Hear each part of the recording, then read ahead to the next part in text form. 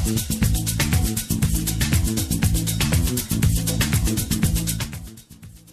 guys, today in Lauralee's Classic Kitchen, I'm going to be making albondiga soup.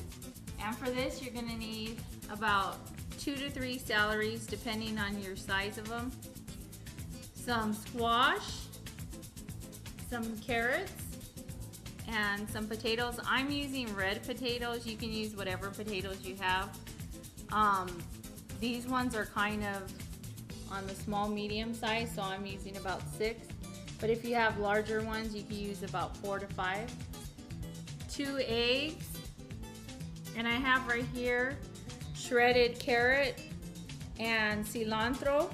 And this is going to be for the meatball part, and I'll show you that after. Also, a package of ground turkey, and I'm going to be using about 3 pounds today. Some rice, some white rice, also some tomato sauce, ground cumin, and some caldo de pollo, which is like a chicken stock or chicken bouillon, and salt and pepper to taste. And then after I prep and finish cutting up the rest of the stuff, I'll go ahead and show you the finished product and how each step is going to be.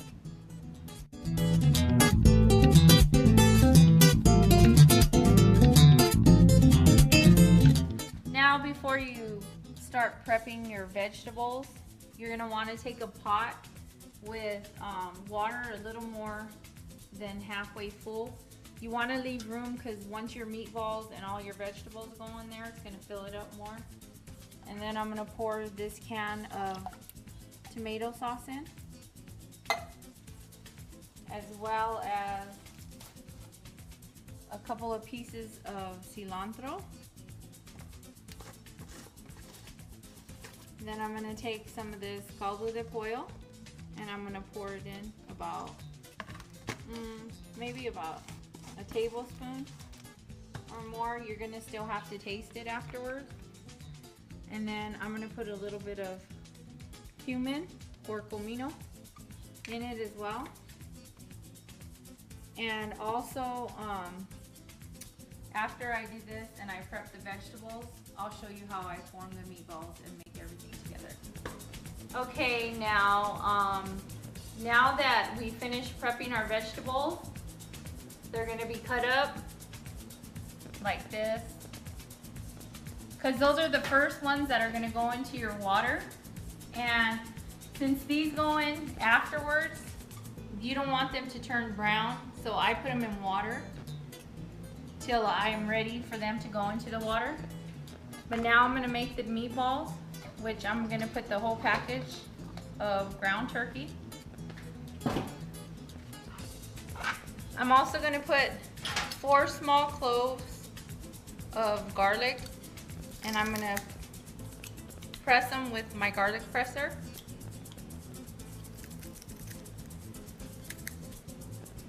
That was a little tough guy there. And then what I'm going to do is, the shredded carrot that I placed when I was cutting up my vegetables and the cilantro, I'm also going to dump that in.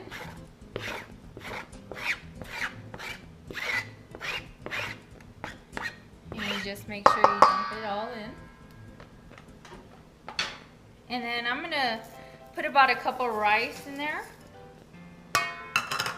These are all going to be binding agents for it, which is my 2 organic eggs from my little chickies.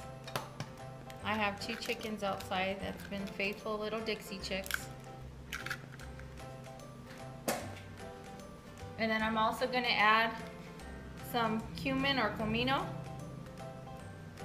And you want to put a good amount because that's what's going to give your meatballs a good flavor. Some salt, about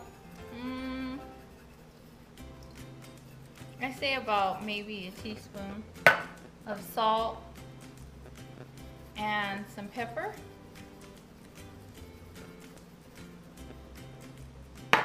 And that's about maybe a teaspoon and a half of pepper.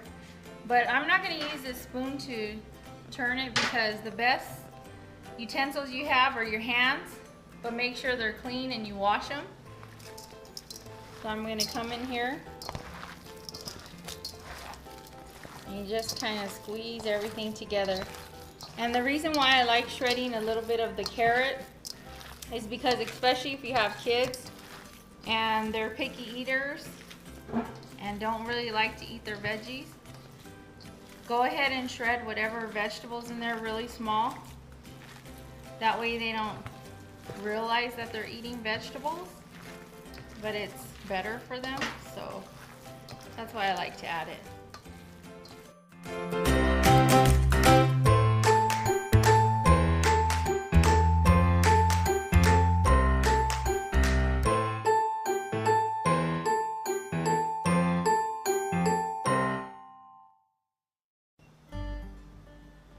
Okay, so now that our water's up to a boil, I'm going to add some pepper.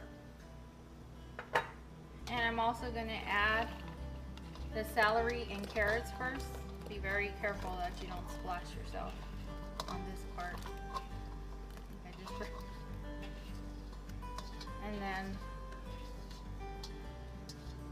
you just leave them in there.